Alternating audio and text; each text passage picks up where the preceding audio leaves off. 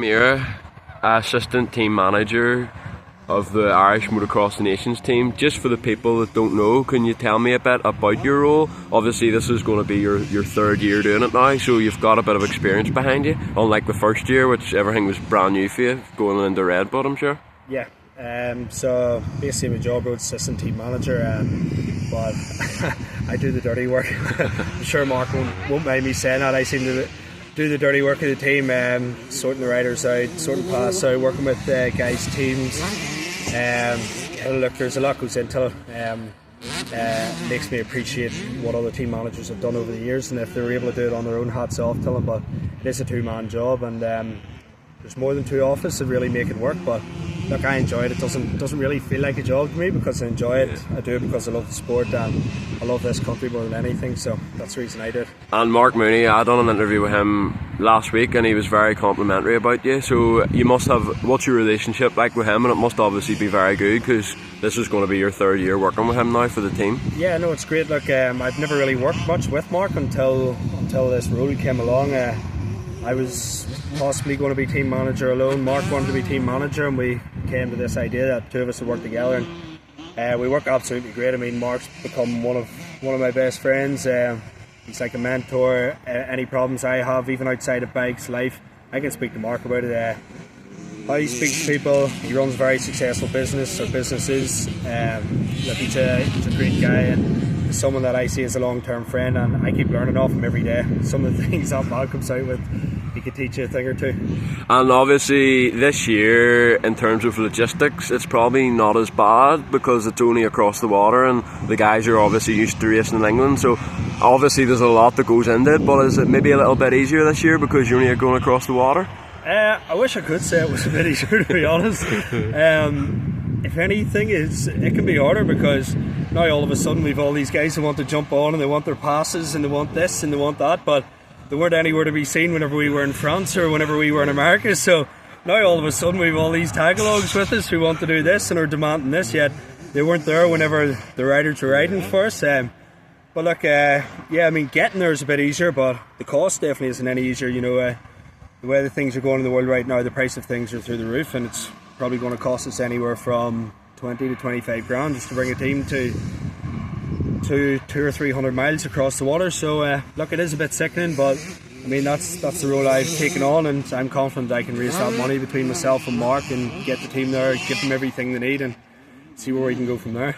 And obviously when it came to picking the team this year, I have to say this is the third team, and I think the third year in a row I've agreed with the team that's being picked, so in terms of that I think you're doing a good job. But in terms of this year, obviously Mark's asking you for advice. You're doing a lot of analysing from what I believe. Just how hard was it to pick the team this year, or was it actually straightforward in the end? No, definitely wasn't straightforward. You know, there's people that don't make it straightforward, the likes of yourself, GateDrop, who are, I feel like they're a very one-sided website, if I'm totally honest with you, are they? Everyone else commenting, you know, I don't think Glenn gets the credit of how good of a rider he is, to be honest. Glenn's a very fast rider. He has been his years, but the people that are commenting on their Facebook don't watch Glenn ride a bike. I watch Glenn ride a bike, and everyone else commenting on there doesn't watch Glenn ride a bike in terms of a British or any races that he's done or if he's practicing. All these people that are commenting on their Facebook, they don't watch Glenn ride a bike. And the same goes for Cole too. I understand how fast Cole is. He's an amazing rider, amazing talent. Probably some of the best talent that we've had from here maybe in the last 10 years, but that doesn't take away from the fact of how good of a rider Glenn is as well. But look, I'm happy with the team. I get on amazing with Cole. We're out for breakfast this morning. He stung me 60 quid already.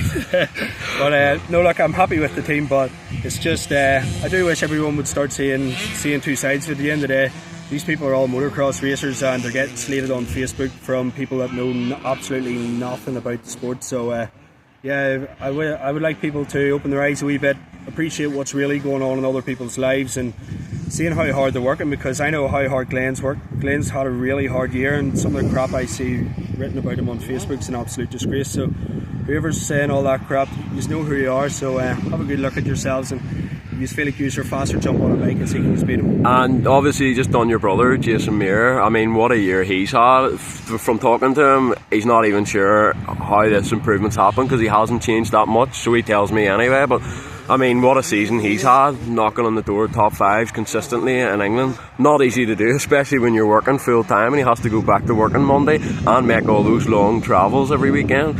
Must take it out of him, but you must be happy with what he's done this year. Yeah, for sure. I don't really know where it's come from either, to be honest. Jason's a weird character. He has been his whole life. You don't really know what you're going to get. But Jason, look, he's happy now. Clive Huntley and the guys in motorcycle, they're a real good group of people. They have his genuine interests at their heart, so they have a good heart. They're good people, and they genuinely want to see Jason doing well. They're not turning up with their fancy trucks and their fancy awnings, looking everyone to look at them. They get pushed to the back field in a British Championship, and they go out there and they score top fives. And realistically, he's battling for top three in the British Championship. And, if you're in the conversation with Jeffrey Hurlings, Conrad Hughes, you've Tristan Purden, Josh Gilbert, all these guys are all doing it full time. Jason's running his own business full time, travelling these miles. And I have to laugh, I see guys complaining about having to drive 4 hours till a race. We have to drive 2 hours till a ferry, sit on a ferry for 4.5, 5 hours, and then maybe drive 7 or 8 the other side. So it doesn't even come close, but hopefully just some more people come on board with Jason and get good financial backing, and we can go forward from there. But it's not just Jason. Martin's having a great year too, and Colin's having a really good year as well. I don't ever miss a race. I'm sure you know yourself. I'm completely obsessed with the sport. Always have been. I never miss a race. But going like Jason, Martin and Cole this year, there's no reason why we shouldn't be straight into that final, avoiding that early start on the Sunday morning. And just on Jason, obviously he has his own business. Before he hangs up the boots, I would quite like to see him have at least 1 year at this full time.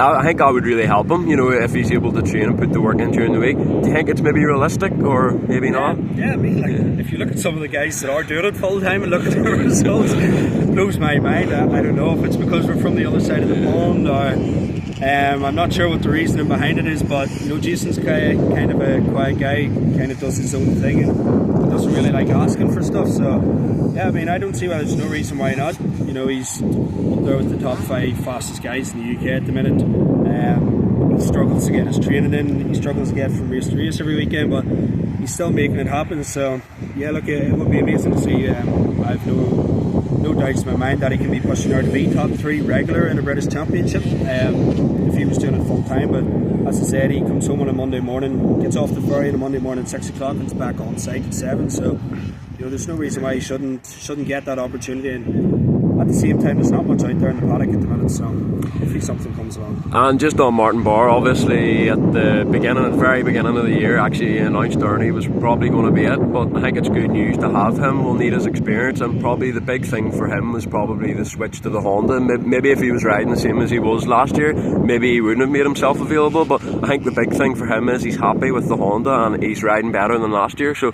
I think we'll probably need his experience. Yeah, for sure. I mean, what is it they said before, going to motocross the nations without Martin Barr? It's like going to a war with a water pistol, isn't it? Something like that, yeah. We've been told before. So yeah, I mean, the people get what they want, and that's what me and Mark delivered. So yeah, look, Martin's that's going back to knowing what a motocross racer goes through. Martin was maybe in a darker place last year. Whenever he announced that post, and then all of a sudden he jumps on the bandwagon this year, he shouldn't be picked. Why shouldn't Martin Barr be picked for the motocross nations? I get that he's near 90 years old or whatever, but go look at his results. He's battling with top 3 in possible top 3 in a British Championship, and he's been doing it for so long. It's like second nature to him now, especially with having a newcomer with Cole on the team, and Jason's now on his 4th year. So yeah, look, I'm really confident this year, to be honest, but it's just keeping everyone safe until the event and giving everyone what they need once we get to the event. But that's why I'm here. And obviously Cole, I think this is his 3rd maybe year racing the MX 125. You have a little bit of experience in the paddock, because people probably forget, but you raced the MX 150. Yeah. So you know from your past how hard it is to race in that paddock, let alone get really good results. So from the outside, first of all, you must be glad to see an Irish rider actually race the MX, and then second of all, the speed he has maybe doesn't always translate to the results, but he certainly has a lot of speed, and for the future it could be good. No, for sure. I got a lot of slate last year because I said Cole, I didn't think Cole should have been picked last year, and I stand by that decision. This year Cole stepped up his game. I've always been friendly with Cole. We've had our fallouts within other people, but me and Cole have always been friendly. He's a nice kid. He would never ever pass me. He stayed down at our house last night and he's here today with us. So, but yeah, it goes back till these people commenting under Facebook or under the social media again. You know, social media is a bad place at the minute. Everyone's commenting under whether they're saying Cole's fast or whether they're saying Cole's slow. How do you know? You know, you're sitting at home watching live time and get off your ass and go and watch a few races like I do every single year. I make it my point, and as you do yourself, you know, you're there. And the speed, it's not just the speed on the track, it's the craziest thing that is mind blowing with me is how immature and fun Cole is off the bike. And whenever he puts his helmet on, he's like a young man. You know, he really is, and he can really flick himself into that mode where it's race mode. He can have his fun off the track, but once Cole flicks that switch in his mind, he really turns into a young man. But I have massive expectations for Cole, and I wish him all the best, whatever he does. But the speed's definitely there. Hopefully we can get him on until the speed will come on the 250. But no, I'm really happy to have him on the team. You know, I think we'll have more fun, and I'm excited to see how he'll do this year. You know, most years we go to the Nations and we kind of know where we're going to be. We don't know where we're going to be with Cole, and it brings the excitement. We give the people what they want. So yeah, me and Mark continue to do that. We like the support of the people and we like hearing everyone's opinion, but at the end of the day Mark makes the decision, not me.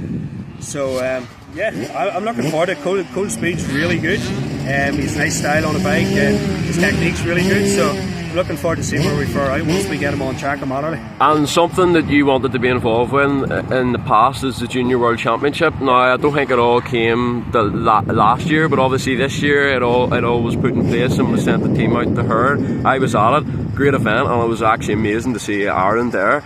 And Cole and also Cailum Meara, I mean, what he done was amazing just to qualify. Probably people don't realise how hard that is, especially when you're, I mean, in one of the motos he was battling with a wee Belgian guy, and I was just laughing because the Belgian guys grew up in those conditions.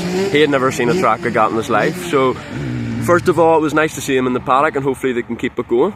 Yeah, so if I get a call tonight and say I'm going to help out the youth, next week I'll go and do it. So like for example, I'm going to Vegas on Wednesday. I'm there until the following Thursday, and I'm coming home and driving straight to Belgium on Thursday to bring Jack till the Coupe de l'Avenir. But yeah, I put my name forward. I was going to be Junior World Manager, but we're not getting into that crap anymore. That's behind us. But yeah, it's amazing to see. It's amazing to see Ireland anywhere. You know, anyone that knows me, I am proud to be Irish, and that'll never be taken off me. I'm a die-hard Irish guy, whether it's football, motocross, rugby, whatever it is. I'm Ireland, and I will always be proud to be Irish, and that'll never be taken away from me. So just to see that flag, see the country, see our guys from home that I've watched grow up from a young age and be on the world stage, it's absolutely amazing. But special hats off to Cailum Meara. You know, that kid's riding around on a bike that isn't. He kind of reminds me of the way we grew up. You know, we didn't have all the best of stuff, but we know how to ride bikes. Maybe me not so much anymore, but Jason, Jack, John, they know how to ride a bike, and we never had the best of stuff, but we always had the biggest heart. And Cailum Meara reminds me of that sort of kid. He has a massive heart. His dad's a great guy, and you know, I wish him all the best too, because hopefully with the right guidance and the right people around him, that he'll go far in the sport. Perfect. Well, thank you very much for your refreshing interview, and good luck for the Motocross the Nations, and we'll see you there. Perfect. Thank you, mate.